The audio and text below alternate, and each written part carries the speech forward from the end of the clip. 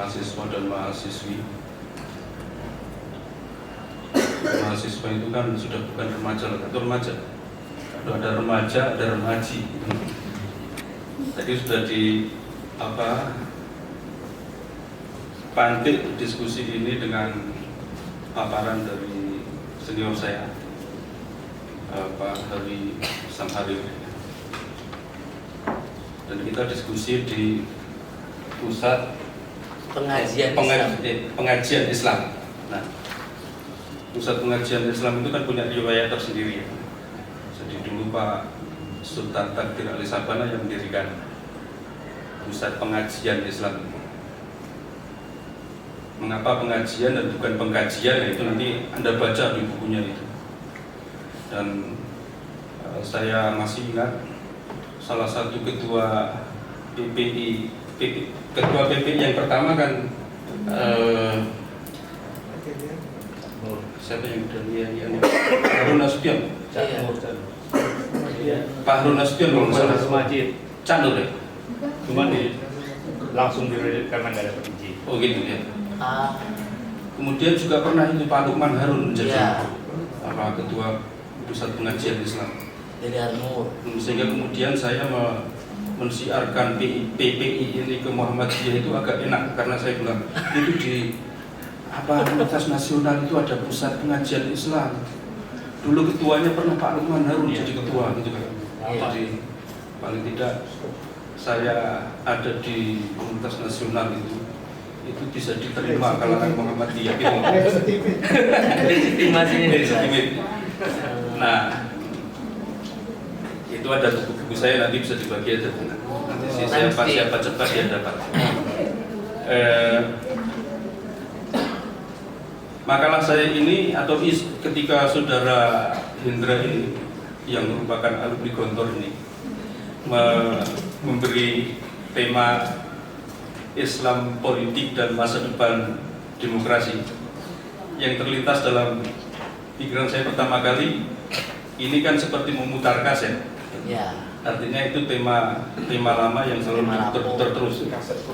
Jadi oleh karena itu pendekatan historis tak terelakkan. Nah, saya merewrite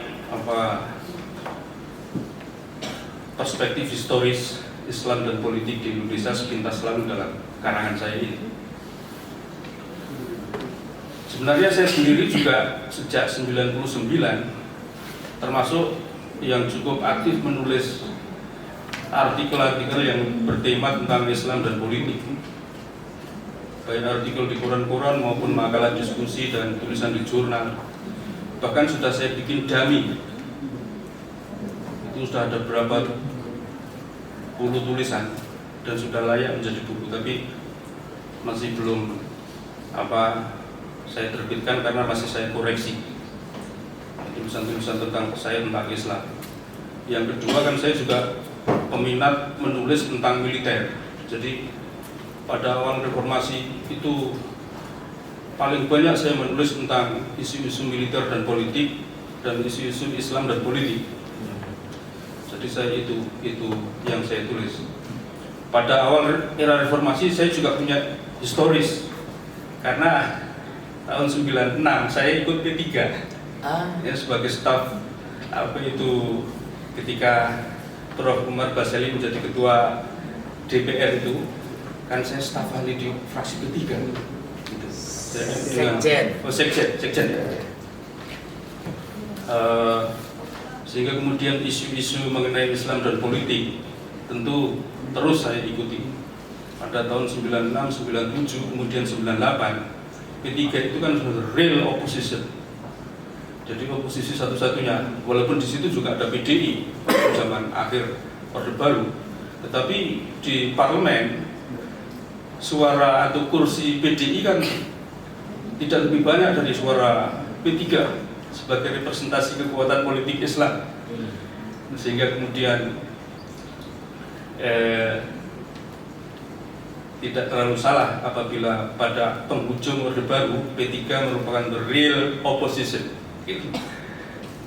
Apalagi kemudian tahun 98 fraksi P3 menerbitkan pidato-pidato pidato di parlemen itu, dan nyaris semuanya berisi pendapat-pendapat tandingan dari pendapatnya Golkar, kan begitu. Nah, sekarang ini situasinya kan sudah lain. Jadi oleh karena itu saya memiliki semacam pengalaman di dalam menulis isu-isu ini. Yang terakhir, saya itu diundang oleh almarhum dalam Raharjo, Pak. Oh.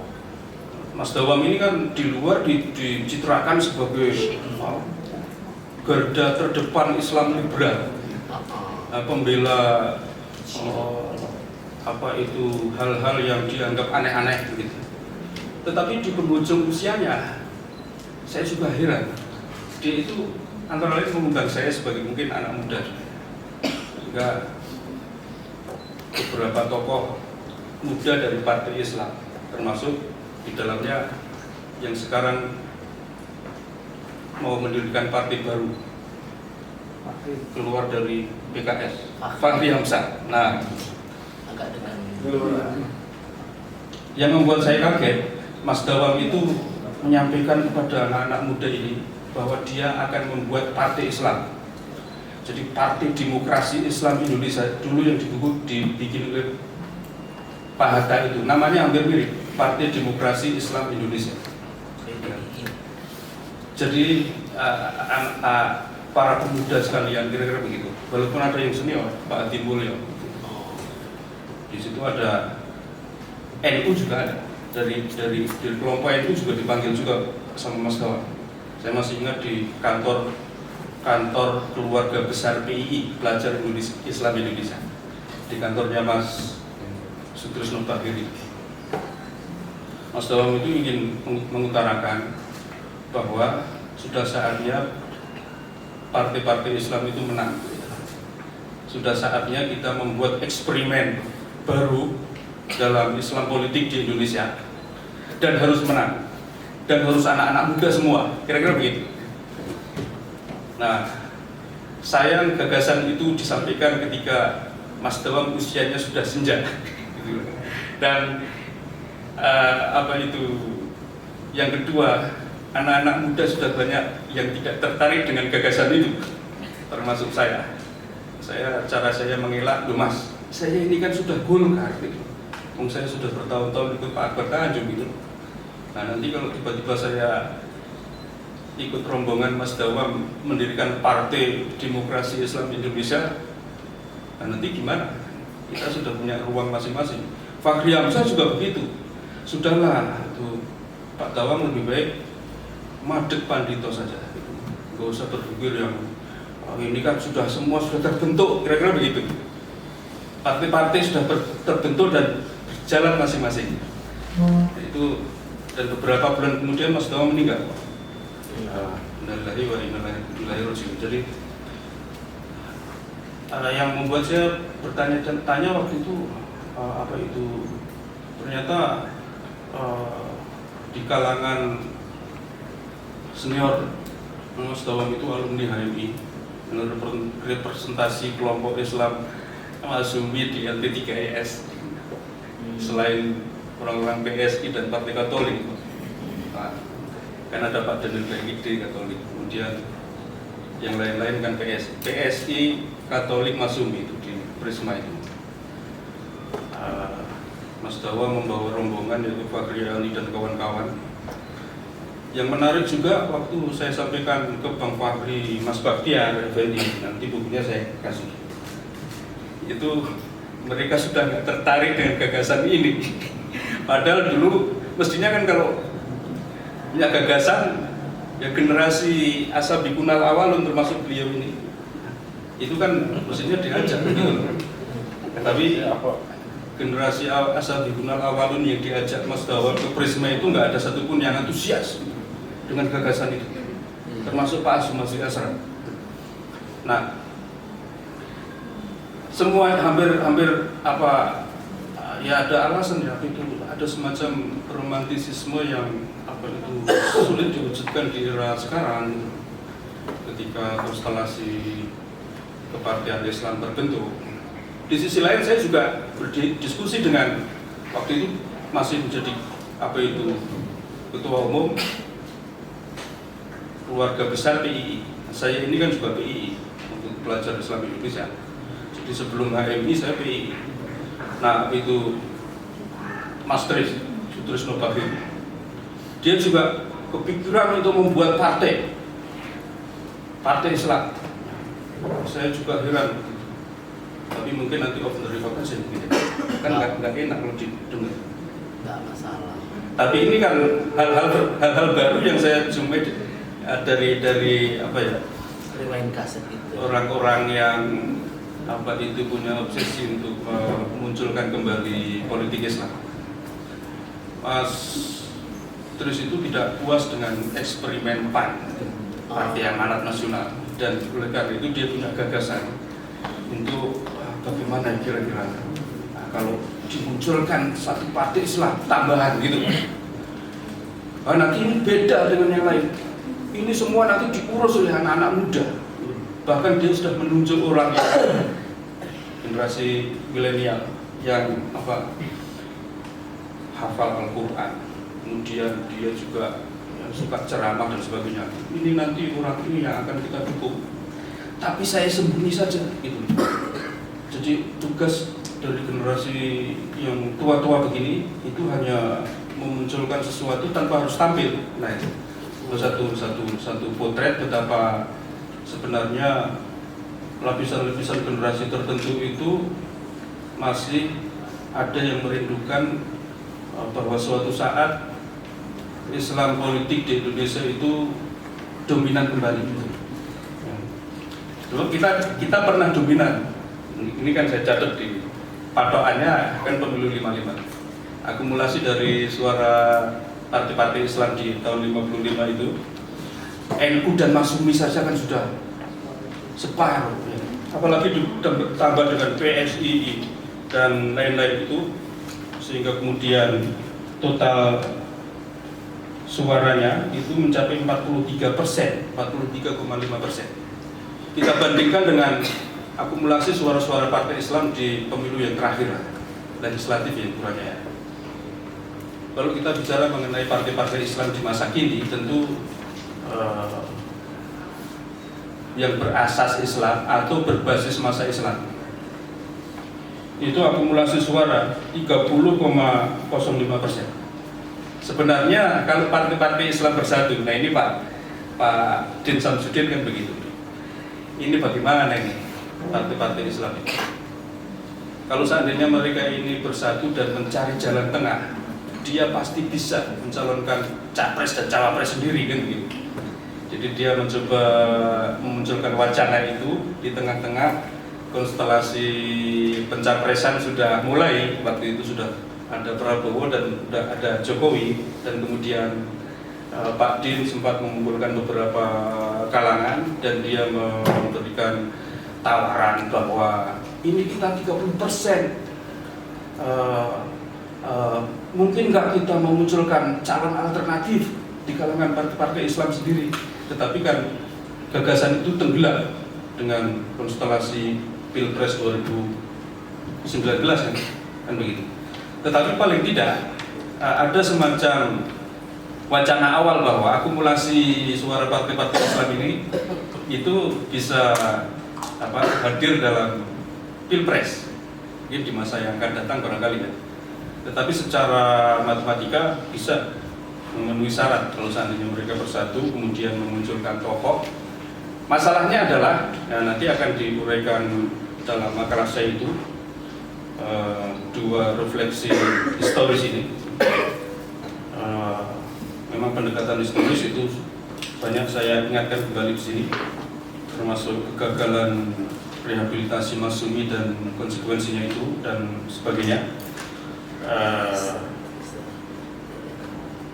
Selain keterbatasan elektoral, dan ini partai-partai Islam mengalami fase politika orde baru, ya kan? Di mana fusi terjadi atau dilakukan, fusi penggabungan partai Islam 1973, dan sejak itu P3 kan selalu berada di urutan kedua dan tidak mungkin menang dengan Golkar, kecuali tahun 77 P3 pernah menang di Jakarta dan muncul kehebohan kan waktu itu. Tahun 77 itu ada yang mengatakan karena Roma Irama factors, jadi faktor Roma Irama. Tetapi paling tidak partai-partai Islam di era Orde Baru itu mengalami kisahnya sendiri, karena kan dia sebagai partai oposisi yang tidak boleh menang kan. Kalau mendengarkan ceritanya Bang Ridwan Saidi itu lucu-lucu. Dan cerita, saya tanya ke Pak Ridwan Saidi, dia kan tahun 77 kan masih aktivis P3 Pak, ya kan? Jadi gimana ceritanya dulu itu Pak? Kok bisa menang dan P3 di DKI? Oh itu kan karena saya kemana-mana sama Roma Irama itu. Sampai ke satu daerah, dari satu tempat ke tempat yang lain, ya kan? Jadi saya sama Roma Irama itu seperti kakak adik gitu. Kalau sekarang dia mendirikan partai idaman, wah itu sudah dulu kemana-mana sama saya. Kira-kira begitu Bang. Belum lagi cerita-cerita lain yang lucu-lucu gitu. Tapi paling tidak partai Islam pernah membuat kejutan pada tahun pemilu yang kedua di era baru di DKI. Saya juga nggak tahu itu penjelasannya bagaimana. Setelah pemilu 71 pertama kali di era Orde Baru, tiba-tiba menjadi 1977, mestinya kan 5 tahun dari 71 itu 76 kan? Ya kan Pak? Iya. Tapi baru 77 diselenggarakan.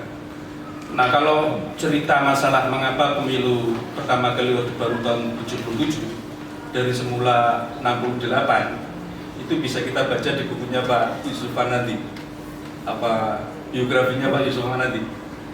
Jadi kelompok CSIS menghadap Pak Harto tahun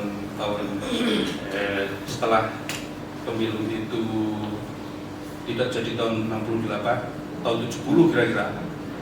Pak Ali Murtopo dan kawan-kawan menghadap Pak Harto. Pak Harto nanya, jadi kira-kira menurut kajian CSIS Anda sekalian ini, pemilu kita selenggarakan kapan? Jadi CSIS itu malah menyarankan pemilu itu tidak 71, tapi mungkin 74 atau 75 begitu. Pak Harto kemudian marah, dan itu diceritakan di bukunya Pak Yusuf Hanadi. Enggak, saya maunya tahun depan ada pemilu 71. Nah kemudian setelah itu tolong dipersiapkan, makanya Pak Ali Murtopo segera membuat itu kan Bapilu ya, yang dia terus membuat Bapilu Golkar itu sekber Golkar, kemudian semuanya sudah dipersiapkan ekstra cepat karena setahun kan, bagaimana sekber Golkar itu harus menang dalam pemilu 71. Nah waktu itu kondisi kita dari kelompok partai-partai Islam ini kan cuma ada satu partai yang kemudian seolah-olah itu jawaban pemerintah Orde Baru dari tuntutan rehabilitasi Masyumi tahun 68, berdirilah Parmusi. Ketuanya Mintarja, HMS Mintarja. Sekretarisnya Pak Sulastomo, sekretaris Parmusi. Saya ingat, dan ini dikisahkan dalam bukunya Leo Surnadinata. Tahun 64 ketika sekber Golkar berdiri, semua kelompok Islam ikut, termasuk pemuda Muhammadiyah, pelajar Islam Indonesia, HMI, bahkan Mas Tom, Pak Sulastomo itu ketua bidang pemuda sekber Golkar yang dideklarasikan 20 Oktober 1964. Semua kelompok Islam itu ikut, karena kan waktu itu musuh bersamanya adalah komunis PKI. Jadi Tapi barangkali kecuali NU barangkali Pak. Tahun 64 itu, karena NU kan ikut bagian nasangkopnya Bung Karno, kecuali Kiai Imron Rosadi yang membuat Liga Demokrasi. Nah, tahun 68 ketika kemudian Pak Harto merestui berdirinya Parmusi dan menolak rehabilitasi Masyumi, kelompok Islam yang tergabung dalam Sekber Golkar keluar semua dan ikut memperkuat Parmusi. Sehingga kemudian pada tahun-tahun itu Sekber Golkar melakukan rekonsolidasi. Jadi ini kelompok-kelompok Islam ini keluarkan semua aja. Biar dia ikut gabung sama Parmusi sana. Jadi, tapi anehnya juga hampir semua kelompok Islam keluar semua Pak waktu itu, tahun 68 itu. Termasuk Muhammadiyah, semuanya kompak membackup Parmusi. Nah, di luar kelompok NU lah ya. Nah, tahun 71 pada akhirnya dia ikut menjadi salah satu kontestan pemilu Parmusi. Ada 10 kontestan, tapi ya dimenangkan oleh Sekber Golkar. Namanya masih Sekber Golkar.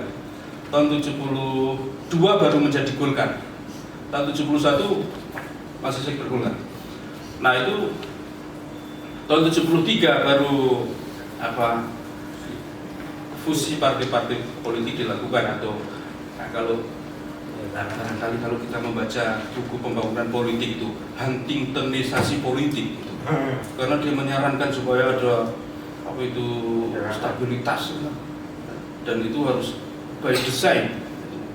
Negara harus by design menciptakan stabilitas. Oleh karena itu fusi partai-partai politik sebagaimana digambarkan oleh Pak Ali Murtopo dalam bukunya Akselerasi 25 tahun Pembangunan menjadi syarat itu fusi partai-partai politik. Nah, setelah itu kan representasi utama kita adalah P3 dalam kepolitikan Islam Orde Baru. Oleh karena itu dan kebetulan saya ini menulis sejarah Golkar ketika Pak Abu Rizal Bakri menjadi ketua umum dan kemudian Mas Hajri sebagai ketua MPR, wakil ketua MPR, dan Mas Baktiar ini sebagai tim ahli di situ. Membuat sejarah Golkar saya dilibatkan. Tetapi kemudian setelah itu saya juga terlibat dalam penulisan sejarah P3. Nah, sama almarhum Mas Baktiar, Profesor Baktiar Effendi. Jadi bukunya itu sebenarnya sudah selesai, sudah editing kata-kata Pak. Tapi Mas Baktiar meninggal almarhum tapi itu beberapa bulan yang lalu. Jadi naskahnya masih ada di saya. Nah, saya sudah ketemu sama Pak Harso. Pak, itu naskahnya masih di saya itu. Oh ya, tolong nanti saya print aja, saya serahkan lah. Jadi oleh karena itu saya terlibat dalam 2 penulisan sejarah. Yang pertama Golkar, yang kedua P3. Anu juga. Habis itu pesan utama dari sejarah P3 di Orde Baru itu real opposition itu. Nah, tapi masalahnya kan sejarah di era reformasi kan juga harus kita tulis. Nah, sejarah kepolitikan Islam ini yang terakhir 2 menit lagi. Itu bisa kita track. Sudahlah kita membicarakan kepolitikan Islam di era reformasi dan bagaimana kedepannya saja. Nah, yang pertama dulu tahun 98 itu banyak pakar politik yang datang ke Indonesia dan banyak yang menulis artikel. Hampir semua pendekar turun semua, ingin melihat apa yang akan terjadi di Indonesia selanjutnya. Mitsuo Nakamura, kemudian Robert Hefner, kemudian pokoknya Indonesianis datang semua. Saya sering ketemu itu seliwar-seliwar di DPR sana Pak. Jeffrey Winters apalagi dan sebagainya. Nah itu waktu itu mereka masih punya tesis begini. Ini kalau begini caranya, kalau dikocok ulang kepartian di Indonesia, ini kelompok Islam akan menang ini. Bahkan waktu itu termasuk Pak Mitsuo Nakamura juga. Tetapi yang agak artikulatif menulis itu adalah almarhum T.H. Sumartana. Pak T.H. Sumartana itu menulis. Saya ini sebelum pemilu dan ketika partai-partai muncul dan antusiasme kelompok Islam luar biasa. Tapi antusiasme itu sama dengan divergensi, pecahan-pecahan kan itu. Pak Sumartana bilang, saya punya tesis mas. Ini kalau begini caranya, dan melihat refleksi sejarah sebelumnya, yang menentukan sejarah masa depan kita di era reformasi ini ialah hanya dua kelompok. Dan kalau mereka bersatu ini semuanya lewat. Yang pertama adalah kelompok Islam, yang kedua militer. Kalau Islam dan militer ini bergerak lagi sekarang, ini sudah ke depan sudah punya kelompok Islam lagi, kira-kira begitu. Sehingga kemudian artikel saya pertama kali tentang politik Islam adalah mengupas tesisnya Pak Sumartana ini di media Indonesia tahun 1998. Nah, tetapi kemudian memang sebelum pemilu itu para pakar politik termasuk Indonesianis itu banyak yang menaruh harapan terhadap kekuatan Islam ini kekuatan baru di Indonesia, ya kan? Dia akan mengharu biru politik ke depan ini kelompok kekuatan Islam. Kan ada Pak Amin Rais, ada Gus Dur dan sebagainya. Tapi setelah pemilu, ya kan, analisisnya sudah berubah lagi. Ya kan? Ternyata disikat habis sama PDIP, ya kan? 35% suara. Dan akumulasi dari kelompok partai kelompok Islam itu tidak sebesar itu. Jadi setelah itu kemudian analisis berubah. Kekhawatiran kita nggak terbukti, kira-kira begitu. Karena kelompok Islam nggak jadi menang. Saya kira itu. Dan tadi sekarang ini di akhir-akhir ini tadi sudah disinggung oleh beliau Pak Haris Samharir, itu termasuk isu-isu kontemporer. Telah mengenai politik Islam itu juga melibatkan apa yang saya tulis dalam subjudul yang terakhir makalah saya itu, kelompok non elektoral, ranah kepolitikan non elektoral. Nah, saya kira mungkin ini yang terakhir sekali ya. Mungkin kita bisa memasukkan perspektif politik digital. Kebetulan saya sekarang ini sedang menulis tentang demokrasi digital dan saya membaca ratusan buku yang mengenai isu ini. Mengapa apa itu Habib Rizik 212 itu kelihatannya besar, tetapi tidak mampu mendorong satu proses artikulasi politik dan kemudian menjadi kekuatan real dalam kepolitikan elektoral di Indonesia. Saya ingat ada satu konsep dalam demokrasi digital itu adalah politik echo chambers, politik ruang gema. Ramenya cuma di kelompoknya sendiri, ramenya cuma di grup-grup WhatsApp saja. Echo chambers, ruang gema, menggema cuma di grup-grup mereka sendiri, dan tidak mampu keluar menjadi semacam real kekuatan politik yang terkonsolidasi. Nah, eksperimen pasca 212 dengan adanya koperasi 212 dan sebagainya itu pun juga kurang begitu berhasil. Sudah banyak yang lokro belakangan ini. Bahkan di beberapa tempat kepengurusannya banyak yang terjadi konflik gitu. Karena mengurus masalah ekonomi kan juga susah. Saya kira itu beberapa catatan tambahan dari saya. Terima kasih. Assalamualaikum warahmatullahi wabarakatuh. Pak Alfian tinggal satu yang belum